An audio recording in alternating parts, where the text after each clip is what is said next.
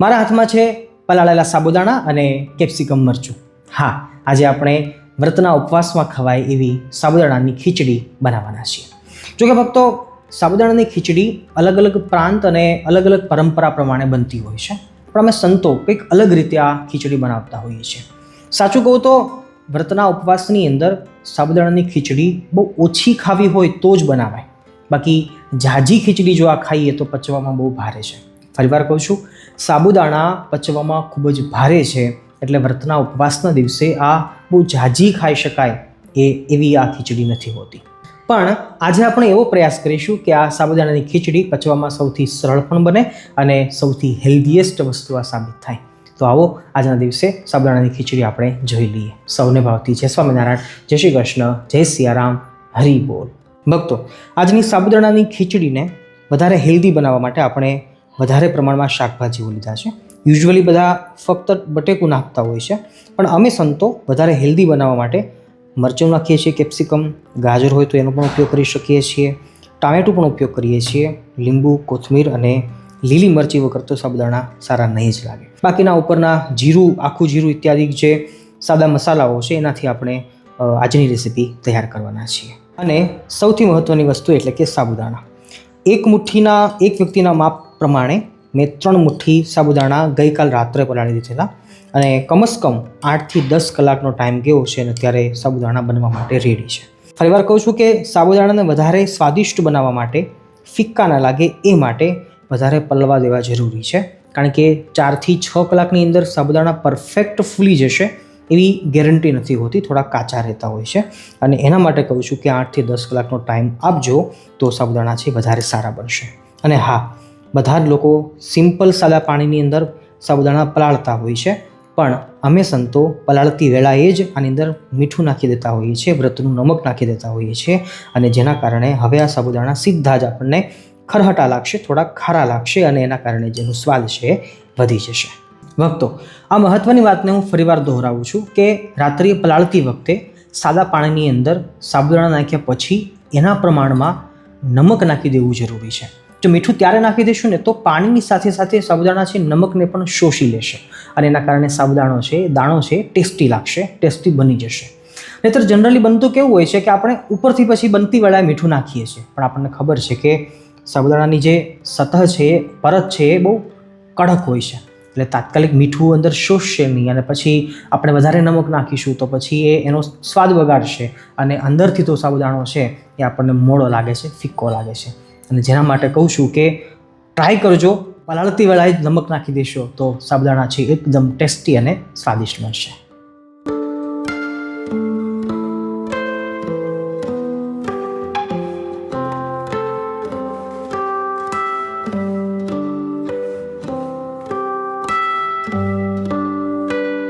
ભક્તો, આગળ વધતા પહેલાં એક મહત્ત્વની વાત કરવી છે કે આજે આપણે સાબુદાણાની ખીચડીમાં, ભલે વ્રતની ખીચડી છે છતાં પણ અમે ટમેટું ઉપયોગ કરીએ છીએ, ઇવન આદુ પણ ઉપયોગ કરવાના છીએ. ઘણીવાર બનતું કેવું હોય છે કે અલગ અલગ વિસ્તાર વાઇઝ અને અલગ અલગ સમયે અલગ અલગ જગ્યાઓમાં પરંપરાગત રીતે બનતી જે ફરાળી વાનગી હોય છે એમાં કેટલીક વસ્તુઓનો ત્યાગ હોય છે, જે આપણા વડીલો પરંપરાગત નાખતા આવ્યા હોય છે અથવા તો એ વસ્તુઓને ત્યાગ કરતા આવ્યા હોય છે. દાખલા તરીકે અમુક વિસ્તારની અંદર છે તો ત્યાં નમક નથી ખવાતું હતું કે ભાઈ ફરાળની અંદર નમક ના હોવું જોઈએ. અમુક જગ્યાએ મને ખબર છે ત્યાં સુધી કે હળદરનો ત્યાગ થતો હોય છે કે ભાઈ હળદર ફરાળી વાનગીની અંદર ના હોવી જોઈએ.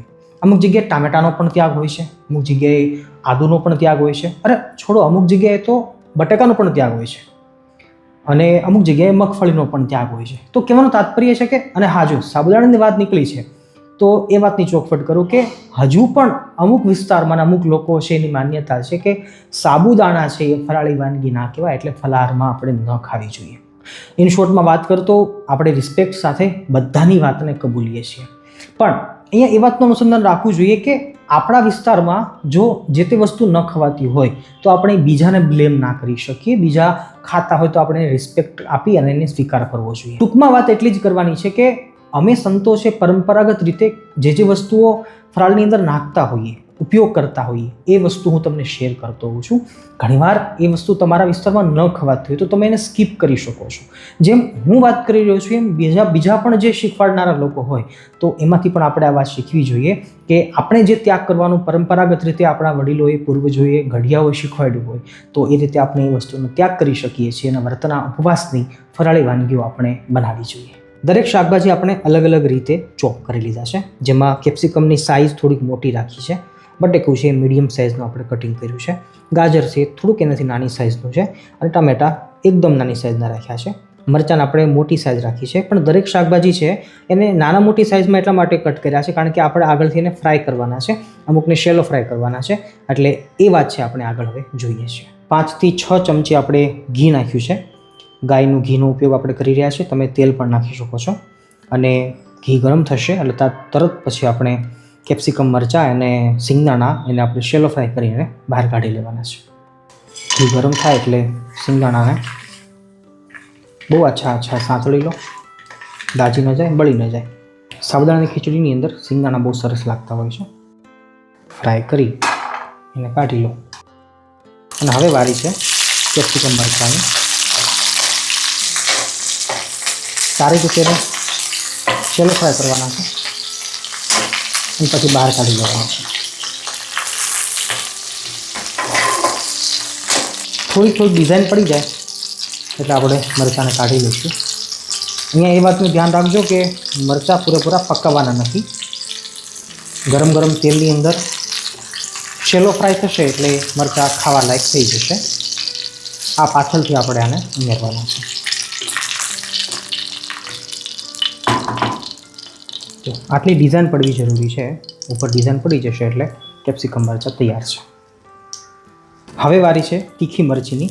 એને પણ આપણે શેલો ફ્રાય કરી અને પછી બહાર કાઢી લેવાના છે. ભક્તો, જે આપણે શિમલા મિર્ચ અને તીખી મરચી અને સિંગદાણા એને આપણે શેલો ફ્રાય કર્યા છે એની ઉપર આછું નમક છે છાંટી દેજો, જેથી થશે શું કે નમક છે અંદર પી જશે એટલે શિમલા મિર્ચ અને આ તીખી મરચી એનો ટેસ્ટ બહુ સારો આવશે. ઘી ગરમ થયું છે, હજી 3 થી 4 ચમચી ઘી હશે, પણ એટલું રહેવા દેજો તો સાબુદાણા છૂટા બનશે. ગરમ થાય એટલે તરત જ આપણે રાઈ નથી આજે યુઝ કરતા, આપણે જીરાથી એનો વઘાર લઈએ છીએ. જીરું ફોડવા દઈ ત્યારબાદ તરત જ આપણે તલ નાખી દઈશું. ગેસની ફ્લેમ ધીમી રાખજો અને ત્યારબાદ કોથમીરના જે દાંડલા છે એનો વઘાર આપણે લઈએ છીએ. અને હવે તુરંત આપણે બટેકા નાખી દેવાના છે. બટેકા પાકવા દેવાના છે છેક સુધી.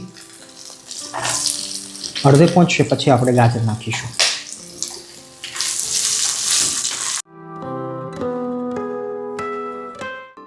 આશરે 1.5 થી 2 મિનિટનો ટાઈમ ગયો હશે. બટેકા આપણા પરફેક્ટલી પાકી ગયા છે. પાણી નાખ્યા વગર પણ ઢાંકીને બાફશો તો ફટાફટ બફાઈ જશે. ગેસની ફ્લેમ છે ધીમી રાખજો.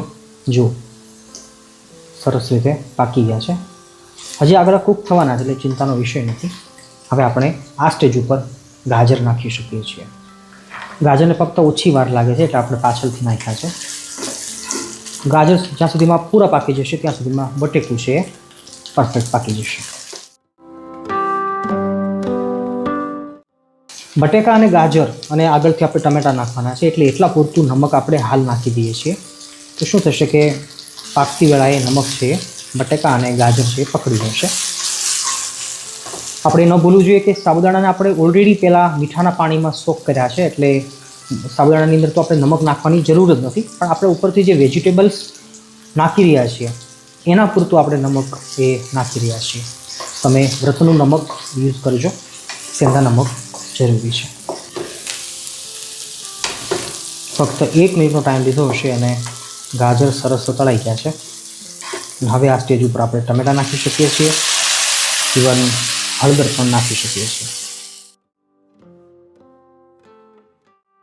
હળદરની હવે ઘી દેખાય છે ત્યાં નાખી દઈશું તો ઘી સાથે ગરમ ઘી સાથે હળદર ટચ થશે એટલે હળદર પાકી પણ જશે અને એની સુગંધ છે બધી જગ્યાએ પ્રસરી જશે.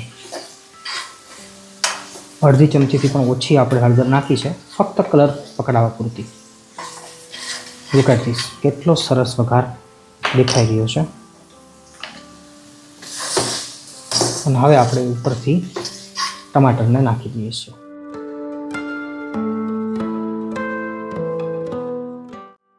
તમે હળદર ન ખાતા હો તો તમે હળદરને સ્કીપ કરી શકો છો. એવી જ રીતે ટમેટું ન ખાતા હો તો એ પણ સ્કીપ કરી શકો છો.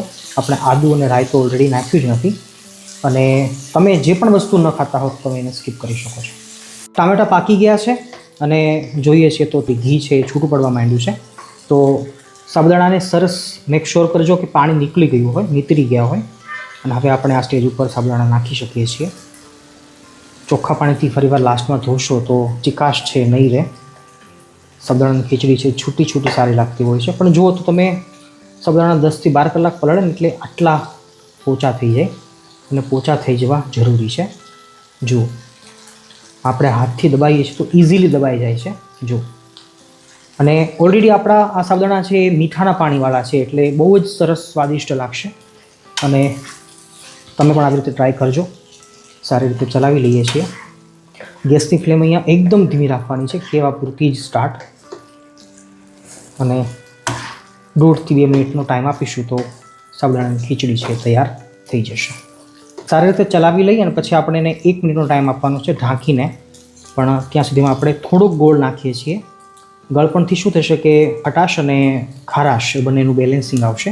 થોડોક ગોળ જરૂરી છે, મીન્સ કે ગળપણ જરૂરી છે, એટલે સાબુદાણા બહુ સરસ લાગશે. હવે થોડુંક અડધો ઘૂંટડો પાણી આપણે નાખીએ છીએ અને સારી રીતે એને ચલાવી લઈ. ગોળ ઓગળી જશે અને આપણા સાબુદાણા તૈયાર થઈ જશે. જુઓ, ત્યારે પણ એકદમ ખુલ્લા ખુલ્લા લાગે છે, જોવામાં એકદમ બ્યુટીફુલ લાગે છે.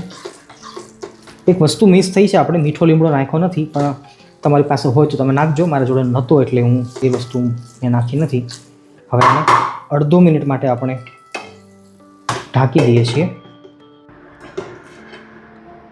ભક્તો, જોઈએ છીએ તો સાબુદાણા સરસ પરફેક્ટ બની ગયા છે. અને હવે આપણા જે શેલો ફ્રાય કરેલા શાકભાજી છે, મીન્સ કે શિમલા મિર્ચ છે,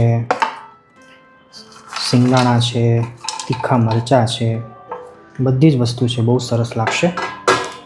સારી રીતે ચલાવી લો.